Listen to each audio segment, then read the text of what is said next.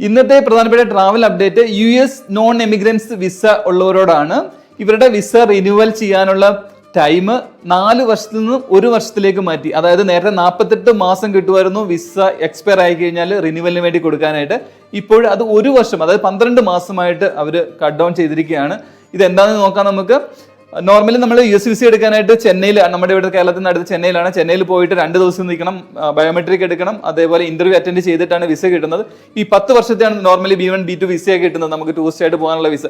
ഈ visa expire ആയി കഴിഞ്ഞ് കഴിഞ്ഞാൽ നമുക്ക് നേരത്തെ 4 വർഷം വരെ കിട്ടുമായിരുന്നു ഇതിന്റെ ഡ്രോ ബോക്സ് ചെയ്തിട്ട് റിന്യൂവലിന് കൊടുക്കാനായിട്ട്. അതായത് ഈ ഡ്രോ ബോക്സ് ചെയ്യാനായിട്ട് ഇവിടെ കൊച്ചിയിൽ VFS കൊണ്ടുപോയിട്ട് അപ്ലൈ ചെയ്താൽ മതിയായിരുന്നു. അത് 4 വർഷം എന്നുള്ളത് 1 വർഷം 12 മാസമായിട്ട് അവർ റെഡ്യൂസ് ചെയ്തു. അതായത് ഇപ്പോൾ എക്സ്പയർ ചെയ്തിട്ട് 12 മാസത്തിനുള്ളിൽ തന്നെ ഇത് ചെയ്താൽ മാത്രമേ നമുക്കത് റിന്യൂവൽ ആയിട്ട് വരത്തുള്ളൂ.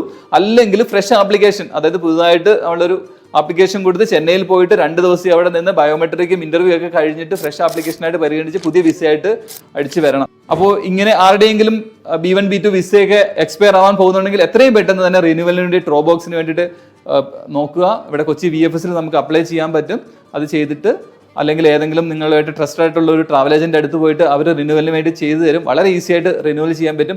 പക്ഷേ ശ്രദ്ധിക്കേണ്ടതെന്ന് വെച്ചാൽ 1 വർഷത്തിനുള്ളിൽ ഇത് റിന്യൂവലിന് വേണ്ടി കൊടുത്തിരിക്കണം എന്നുള്ളതാണ്.